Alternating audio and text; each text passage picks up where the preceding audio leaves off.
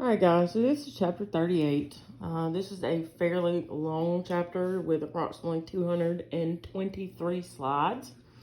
So this is probably going to be part 1, mainly because even a 30-minute video takes me about an hour to get it uploaded where y'all can actually see it.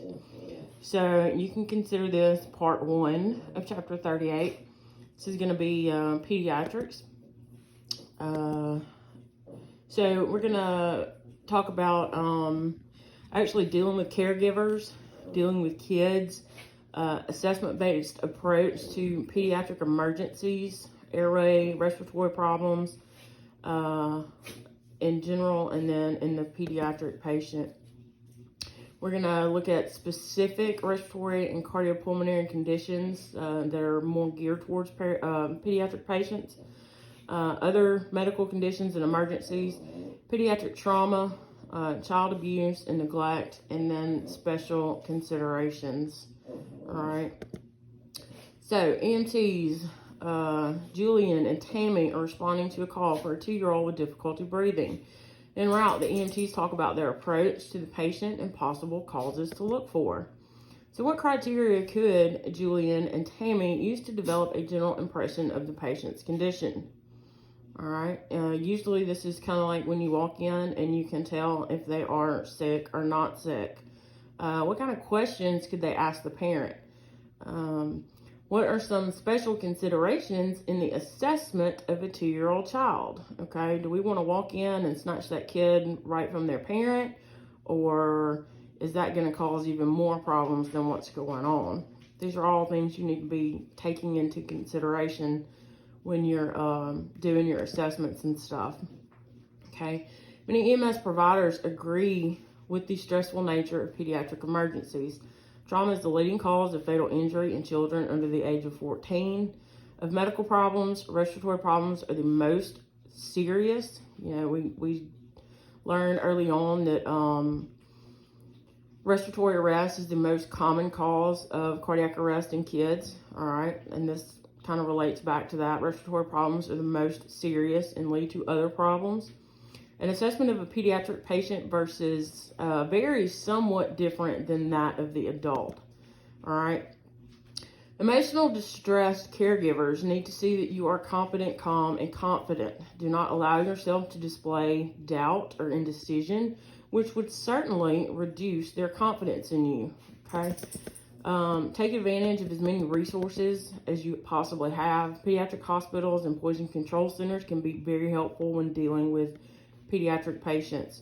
All right, these caregivers are going to be upset, they're going to cry, they're going to blame themselves, they're going to be angry. They may even turn that anger towards you. All right, listen carefully and remain non-judgmental. Let caregivers verbalize their emotions and be supportive in displaying competence and confidence. All right, what you can expect from a pediatric patient depends to some degree on that patient's age. All right, many growth and developmental considerations come into play here. All right, pain is very difficult to assess in most age groups. All right, your assessment is going to be pretty much just how does that kid look? Can that kid communicate with you? You know, stuff like that. So, developmental characteristics. A neonate is from birth to 1 month. Infants from 1 month to 1 year. Toddlers, 1 to 2 years, and preschoolers, ages 3 to 5. All right, neonates. Infants older than 6 months often cry if separated from their caregiver, and their assessment needs to be from toe to head. All right, toddlers. Do not like to be touched. Do not like to be separated from their caregiver. Do not like having clothing removed. They don't like an oxygen mask on their face. They don't like needles. So think of your exam as an intrusion and respect the child's space, okay? Preschoolers, they use concrete thinking and literal interpretation, all right? They have a vivid imagination. Many believe illness or injury is a punishment. They fear loss of body integrity. They are aware of death. They fear pain, blood, and permanent injury. So you need to explain to them what you're doing in terms that a child can actually understand, okay? All right, school age and preschool, 6 to 12 years old. They're more cooperative, better understanding of the body. Honesty is key in this age group. And explain what you're doing, all right? Adolescents, 12 to 18. Their abstract thinking is developing feelings of invincibility. You can establish trust with them, respect their privacy, and anticipate their fears and provide reassurance, okay? All right, most emergencies involve children are managed similar to those involving adults, all right, experiencing the same emergency. However, there are certain modifications you need to make based on the anatomical and physiological development of that child. For the average, normally developing child, the following considerations are appropriate. For an infant or child with special healthcare needs, the anatomic and physiological differences can be quite different from the norm, and using the caretaker to help with the assessment is critical. When treating a child, be aware of some of the following special considerations and situations. Also be aware that the most significant of these differences typically concerns the airway, okay? And I'm fairly sure this is in this dealing with a child is in your book. However, I'm not real sure what page it's on. You need to know the normal age range of for each vital sign, heart rate, respiratory rate, systolic, diastolic, blood pressures. All right, so let's talk about the airway. What is different in the airway? All right, well, the anatomy is different, okay? Infants have a proportionally larger tongue. A newborn's trachea is 4 to 5 millimeters in diameter, all right? You know, I've always told y'all you can look at the size of your patient's pinky to figure out how large their trachea is. That is the same with kids, okay? It's a quick thing that we do to figure out what size ET tube to use. You can just kind of check it by their pinky finger. The trachea is more pliable. Pressure on the soft tissue under the chin can obstruct the airway. Newborns are obligate nasal breathers, okay? They breathe through their nose. The smallest part of the airway is at the level of the cricoid cartilage. The epiglottis is positioned higher in the airway, and it's more floppy, all right? The head is proportionately larger. The head and neck are more prone to injury. You need to place padding beneath the shoulders during spine motion restriction to keep their airway in line, okay? Because the back of that head is much larger than an adult. Infants less than 6 to 7 months old cannot support their head. Avoid handling the fontanelles. If you see that the fontanelles are sunken or maybe even bulging, the sunken fontanelles indicate dehydration, and bulging fontanelles indicate increased intracranial pressure. All right, their ribs are more pliable. They're more horizontal. Lung tissue is more fragile. Minimal chest rise with normal breathing. Chest muscles are very underdeveloped, okay? The respiratory system, breathing is inadequate of rates of greater than 60. Children younger than 5 years old have a breathing rate 2 to 3 times that faster than of an adult. All right, these are all things we need to keep in mind. The cardiovascular system, the heart rate increases from fear, fever, anxiety, hypoxia, activity, and hypovolemia. Same thing R increases from. Bradycardia is a late sign, all right? It's a late response to hypoxia in infants and kids, but is an early response in newborns. The circulating blood volume is smaller. Hypotension does not develop until more than 30% of the blood volume is lost. And they have a limited ability to increase the strength of cardiac contractions, okay? Bones can be fractured by bending and splintering. This is your typical green stick fracture. And most development occurs from the head to the foot, or head to toe. The metabolic rate is faster, requiring rapid consumption of oxygen and glucose. Risk of developing hypoglycemia. Skin and body surface area. The large skin surface increases the risk for hypothermia. The skin is thinner and more delicate. Remember I told y'all that kids scare me a lot because they can compensate. They can compensate and compensate and compensate until they just can't compensate anymore. And then they just crash on you, all right? So you have to be very, very detail-oriented when you're doing an assessment on a child, okay? The first component of the assessment process is the scene size up. As with the adult patient, take the necessary standard precautions prior to assessment. The scene size up can provide many clues to the nature of emergency, the initial status of the infant or child, and obstacles that might hamper extrication to the ambulance. Determine whether the pediatric patient is a medical or trauma patient, if there is only one patient, and if any additional resources are needed at the scene. Finally, determine whether the scene is safe for you to enter. All right. So, we're going to talk about the pediatric assessment triangle.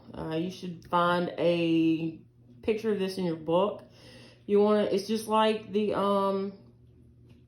adult. Assess their level of consciousness, assess their airway, assess their breathing, their circulation, and determine their priority. If there is anything wrong with their level of consciousness, their airway, their breathing, their circulation, they are automatically a high priority patient, just like with adults, okay? All right, there's your assessment triangle. This is from the door. What do they look like? What does their work of breathing look like? What does their skin look like? Okay, remember, I've told y'all over and over again, you can walk in and never lay eyes on this patient, and you can tell whether they are sick or not sick. You will be able to do the same thing with a kid, all right? So, we use the Tickles mnemonic to remember how to assess pediatric. We look at their tone, interactivity or irritability. Are they consolable? Their look or their gaze, and their speech or their cry. If the child has good muscle tone, is interacting appropriately with the environment, it is not irritable, can be consoled, responds to stimuli and people, and has a normal cry, they can be assumed to have a normal appearance. This typically indicates adequate airway, ventilation, oxygenation, and brain perfusion. When the child transitions from respiratory distress to respiratory failure, you may find that the work of breathing and the respiratory rate both decrease. If the decrease in work of breathing and respiratory rate is due to effective emergency care, expect to see an improvement in the appearance side of the triangle. However, if the decrease in work of breathing and respiratory rate is due to exhaustion and respiratory failure, expect to see a deterioration in the appearance side of the triangle, okay? And some of the things that we need to look for are abnormal sounds, abnormal posture or position. Remember, we find these people in that tripod position. We look for retractions, nasal flaring, head bobbing, okay? We want to visually assess the skin. Pale skin with tachycardia indicates compensated shock. As the perfusion further deteriorates, which means shock develops, the skin becomes mottled, which is an ominous sign. Cyanosis usually indicates respiratory failure or decompensated shock. All right, cyanosis can be seen at the baseline in children with congenital heart defects and chronic cardiac or pulmonary diseases. All right. Does the patient display normal behavior for their age? Move about spontaneously, or do they seem lethargic? Appear attentive and recognize parents or caregivers, okay? Do they maintain eye contact? Seem easily consoled by the parent? Respond to the parent or caregiver calling to them, okay? Does the patient display normal behavior for their age? Move about spontaneously, appear attentive, pretty much the same thing. We're going over 2 assessments right now, the PAT and the tickles thing. The PALS initial impression is an alternative to the pediatric assessment triangle for forming a general impression. As with the pediatric assessment triangle, PALS can be used to generally establish the general impression at the doorway as you approach the pediatric patient. Okay? It's pretty much the same thing. Consciousness, breathing, color. All right? All right. After forming the general impression and addressing any immediate life threats as discussed, proceed with the remainder of the primary assessment by assessing the level of consciousness, airway, breathing, and circulation. All right? Breathing is inadequate. Proceed to the primary assessment. If the patient is unresponsive and breathing is absent or gasping, begin positive pressure ventilation. All right? After forming the general impression, yeah, we already went over that. If there is no pulse, begin chest compressions. If there is a pulse but signs of poor perfusion are present and the heart rate is less than 60, you need to begin chest compressions. If the pulse is greater than 60, proceed to the primary assessment. All right, here's your IPU scale. This also works for kids. A stands for alert, V for verbal, P for painful, U for unresponsive. Alert means the infant or child is curious, alert, and awake. Verbal, child or infant turns their head to a sound, you talking to them. P, painful, the child or infant moans or cries to pain, you stimulating them. All right, and U,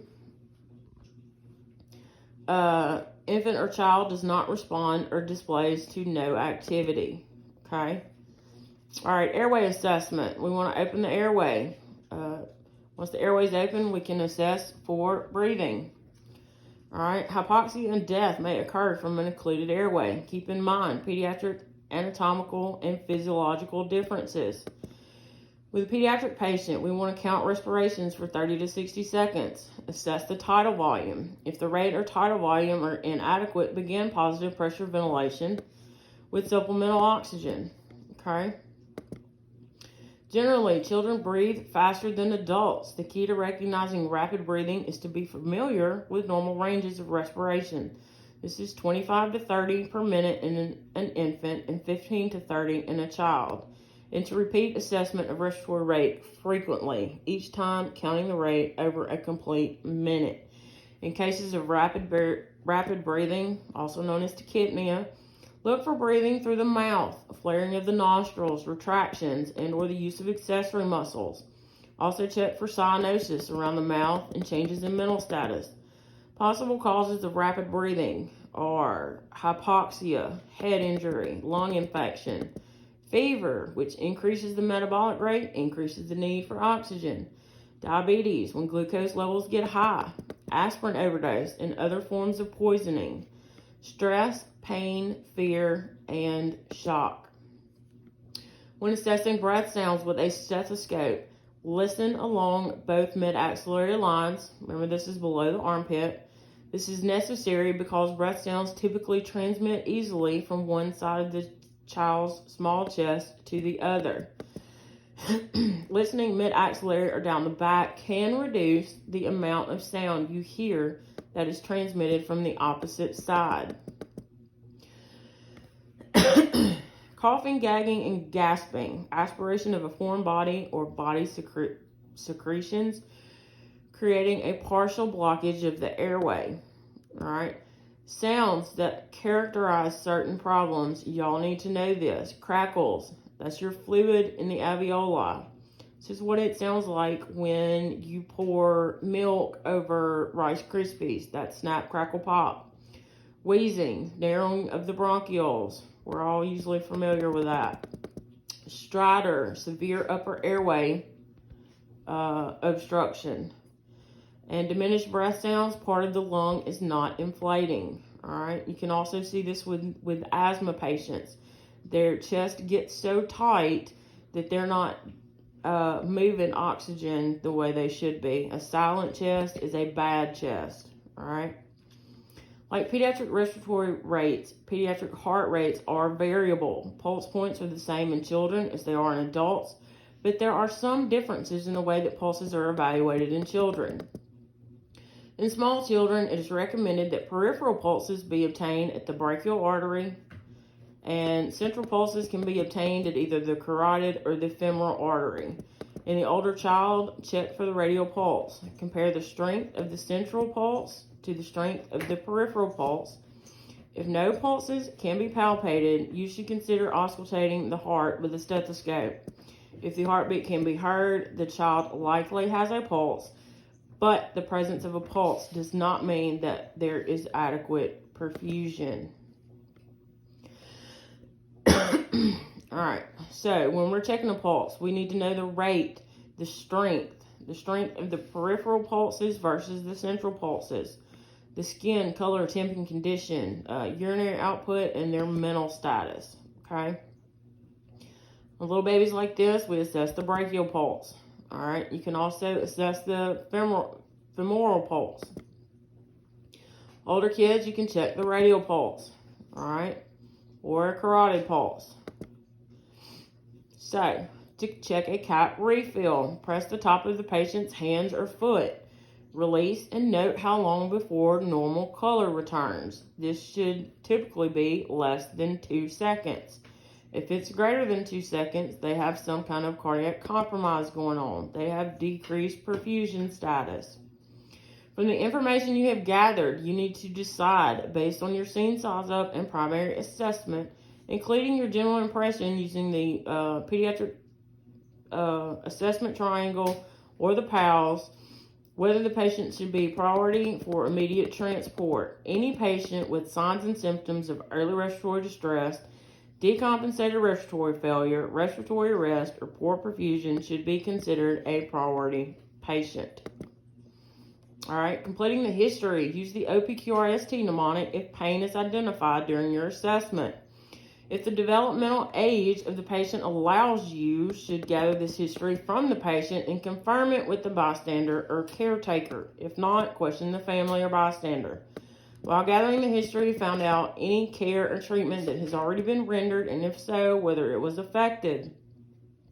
Remember to ask about shots and immunizations are up to date.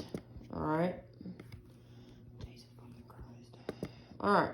So, tips for examining infants and kids. All right.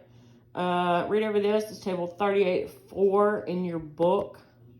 All right. There seems to be 10 of them. Okay. All right. What is the role of pulse ox in assessing pediatric patients? When using a pulse ox, also consider the patient's overall presentation. Remember, we treat our patients, not our equipment. Okay? Administer supplemental oxygen to maintain an SpO2 greater than or equal to 94%. Recognize limitations of pulse oximetry in shock and hypothermia and with movement. All right. All right. Table 38.6. This is also in your book. Check it out. All right, it gives you evaluating blood pressure in the pediatric patient. You need to know this. When assessing vital signs in infants and children, be aware that outside of heart and respiratory rates, vital signs play only a limited role in determining the patient's overall status. Instead, pay more attention to the general impression you develop of the child's appearance of sickness or wellness. Infants and children have excellent compensatory mechanisms that delay deterioration. It is only after the exhaustion of these mechanisms that you might see indicative changes of the vital signs, okay?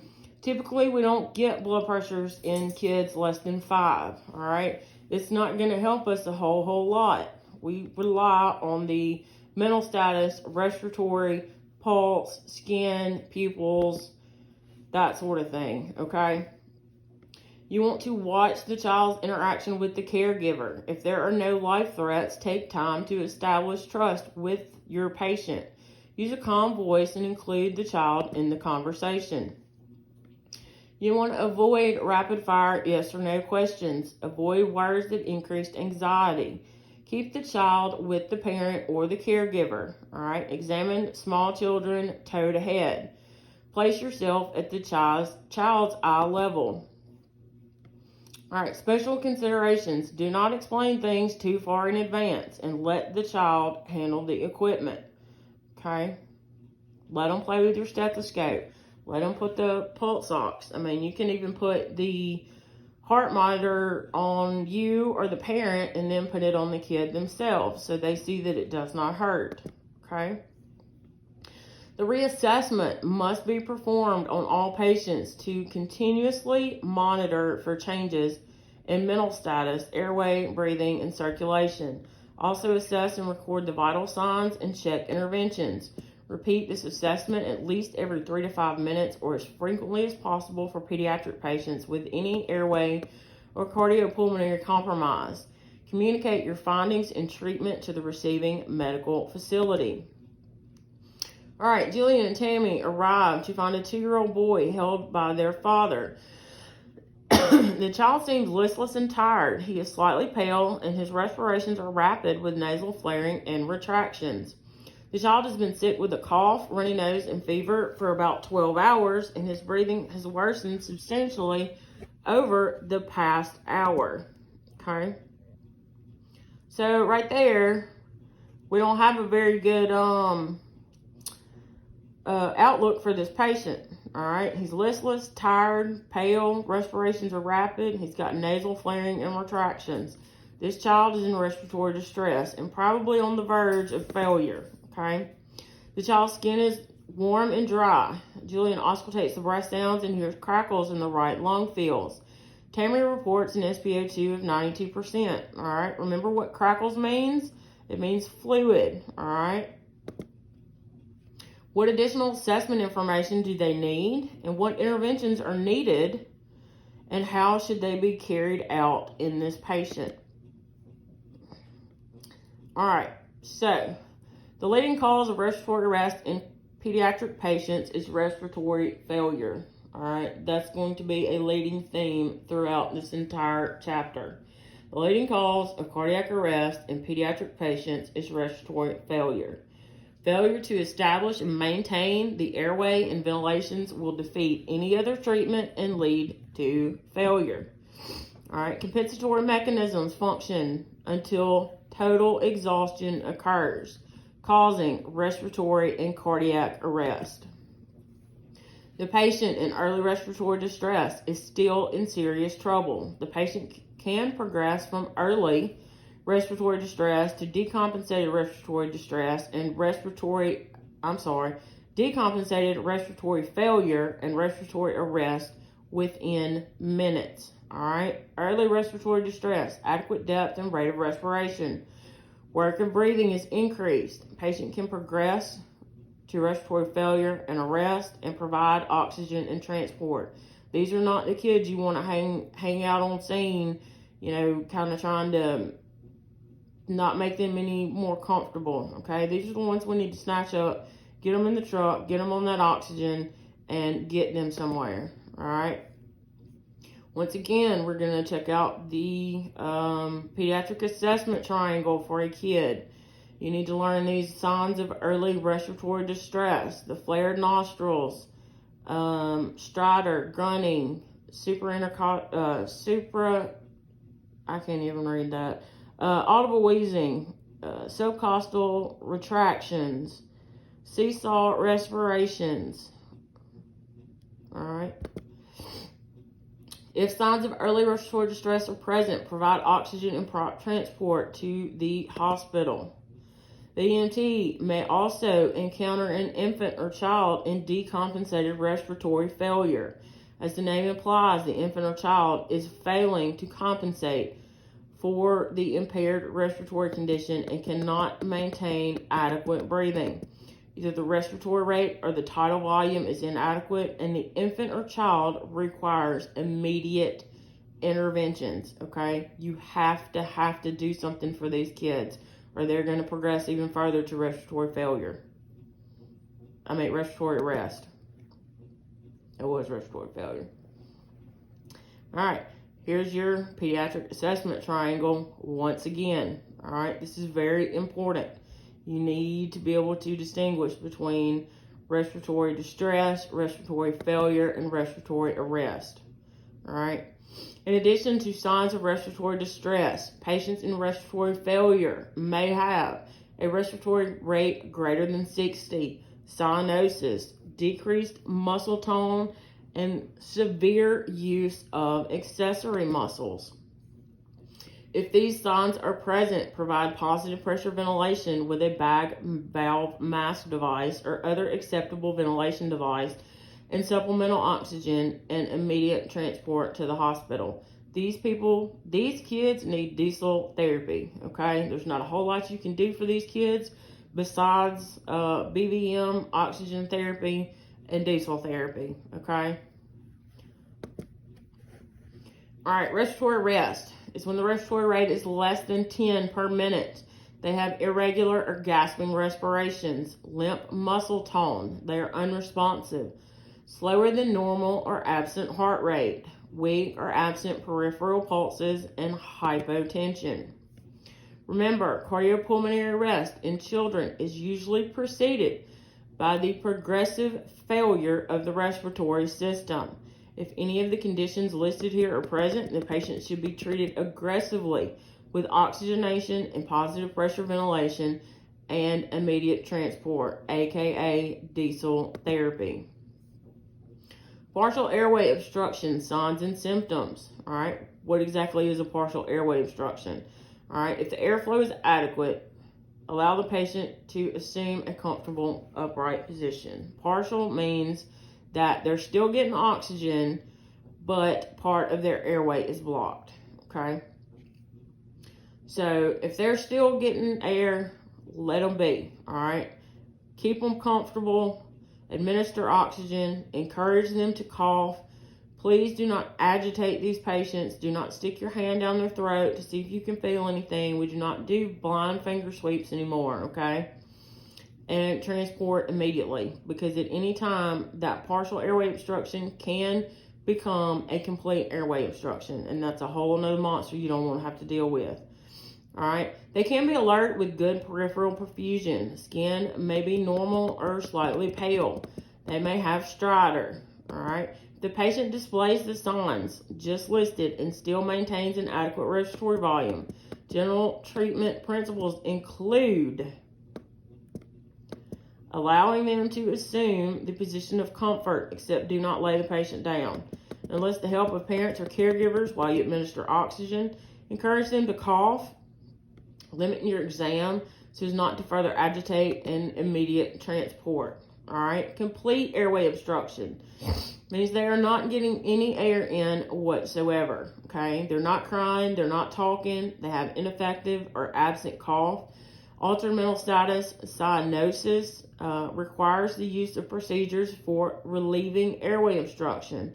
Remember, we talked about this when we went over BLS, the first 2 days of class. We want to establish and maintain a patent airway. If no cervical spine injury is suspected, use that head tilt chin lift maneuver. If C-spine injury, use the jaw thrust. All right. Open the airway. Avoid overexertion. Head tilt chin lift maneuver with a kid. Jaw thrust with an infant. Jaw thrust with a kid. Okay. All right. The suctioning process temporarily prevents air from being breathed into the lungs. When suctioning an infant or child, do not suction any longer than 3 to 5 seconds at a time, so as to not promote hypoxia or cause a profound bradycardia from vagal stimulation. And please use the appropriate sized equipment. Okay. Use an OPA if the child is unresponsive and there is no gag reflex. Use an NPA if the patient cannot tolerate an oral airway. However, nasal airways should be avoided in patients with possible head trauma. Because children are prone to having adenoidal hypertrophy, nasal airways can core out adenoid tissue, resulting in significant airway bleeding that is difficult to control. In general, nasopharyngeal airways should be avoided in children and especially in infants whose nares are so small in diameter that the airway resistance created by the small diameter of the MPA is too great to make breathing effective through it. All right, here's your variety of OPAs. You put them in the same way you do with an adult. Measure it. Use your tongue depressor if you have one, or bring it in from the side and rotate it 180 degrees. Okay, make sure you measure it, because if it's not the proper size, it can actually cause an airway obstruction. All right, when properly placed, the OPA will help to assure an open airway. A manual airway technique should also be used with this airway adjunct. All right, go back here. You see they have the padding under the head right here. All right, make sure under the shoulders. Make sure you pad under the shoulders to keep that airway in line. If the infant or child is in decompensated respiratory failure or respiratory arrest, that is, they have inadequate breathing or not breathing, you should start positive pressure ventilation with a bag mask device or pocket mask. Supplemental oxygen must be attached. All right, the infant or child should be ventilated at a rate of 20 to 25 breaths per minute. All right, squeeze the bag valve mask device slowly and evenly to ensure adequate chest rise. If regurgitation is a problem, you can apply cricoid pressure, okay? Please don't go in and bag the crap out of these kids, all right? Just enough to see that chest rise and fall. Please don't pop their lungs, all right? We use the same placement for the mask on kids as we do on adults. Make sure you get the properly sized mask, okay? All right, if using a bag valve mask, be sure to use the appropriate size bag. Infants and children need a respiratory tidal volume of approximately 6 to 8 milliliters per kilogram. Therefore, a bag valve mask device for a full-term newborn infant or child should have a minimum tidal volume of 450 to 500 milliliters. The bag valve mask should be no larger than 250 milliliters for a neonate. Okay. The two-handed seal is preferred to ensure delivery of an adequate tidal volume. Although this might require a second rescuer, it is truly a life-saving skill that depends on a good skill and just enough manual compression of the bag to make the chest rise. All right. If the patient breathes adequately but has other signs of early respiratory distress, administer oxygen to maintain an SpO2 of 94% or greater. If the patient cannot tolerate the nasal cannula or mask, try a blow-by method, okay? Provide bag valve mask ventilations with supplemental oxygen attached to the device for all infants and children who have respiratory distress, altered mental status, cyanosis, despite oxygen via non-rebreather mask, respiratory distress with poor muscle tone, are in respiratory failure or respiratory arrest. You may have to talk to this kid to get them to leave this oxygen mask on their face. Give them a job to hold it up to their face. If that makes them feel any comfortable. You don't have to put that band around their head, just get them to hold it up to their own face, or you can get mom or dad to hold it up to their face. You can even show them how it works on a parent or, I don't know, a stuffed animal that the kid takes with them if they're in, that good of a status to take a stuffed animal.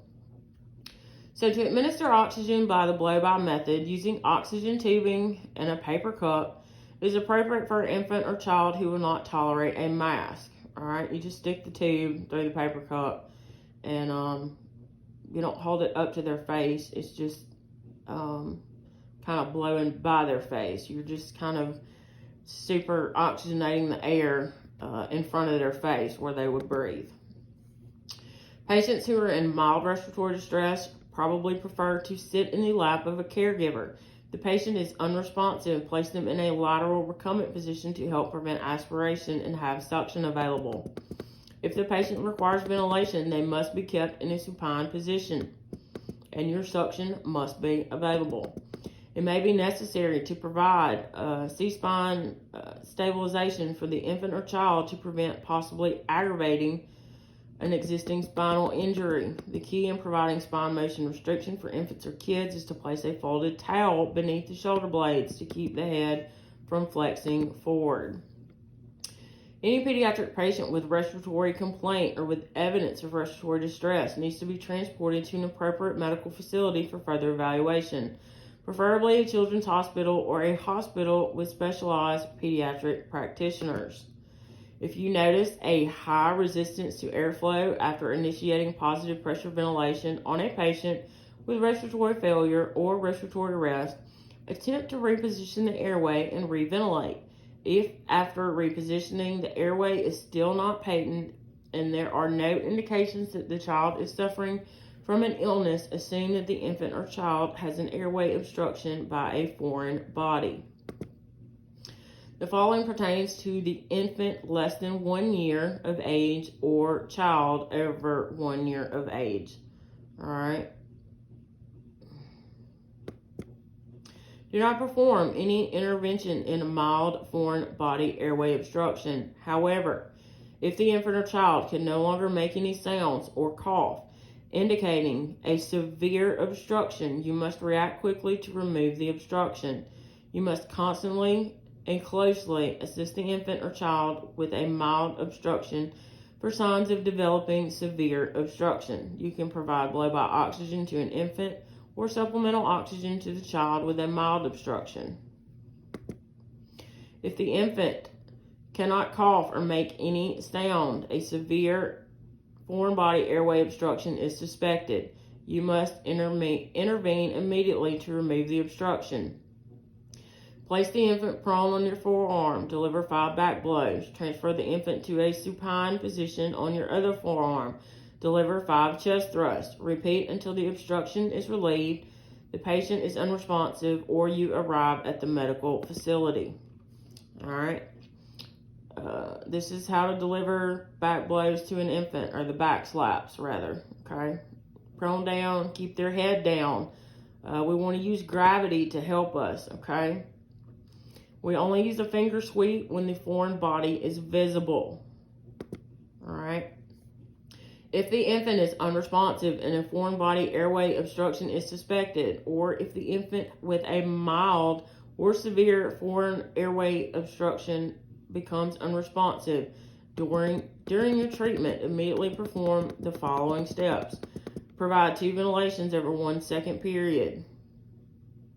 Perform 30 chest compressions. After the chest compressions, look in the mouth for the obstruction. If it can be seen in the oropharynx, attempt to remove it. Provide 2 ventilations, followed by another set of 30 compressions. Continue this sequence until the foreign body is removed. The foreign body cannot be visualized and or removed. Continue chest compressions and attempting ventilations.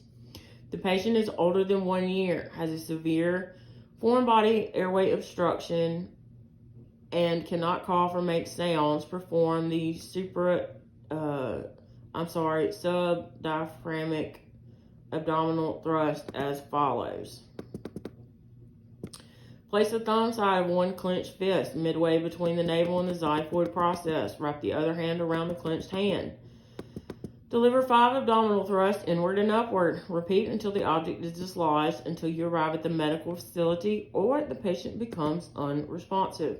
This is pretty much what it looks like.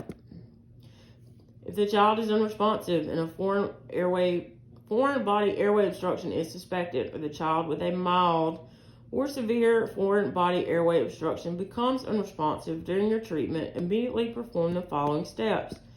Open the airway using a head tilt chin lift maneuver. Open the mouth and look for the foreign body. If the foreign body is seen in the oropharynx, attempt to remove it. Provide 2 ventilations over a 1 second period and provide 30 chest compressions. All right. Discuss hand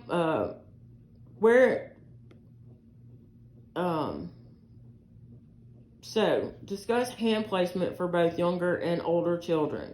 All right. So we're going to put our hands in the same place as we do CPR. Okay. except for the infant or the neonate. All right, we're gonna just do the encircling technique or the 2-finger technique. Okay, and yes, you can even do somebody that small, a kid that small, the 1-hand technique. All right. Tammy has the patient's father the oxygen tubing with oxygen flowing and instructs him to hold it near the patient's face.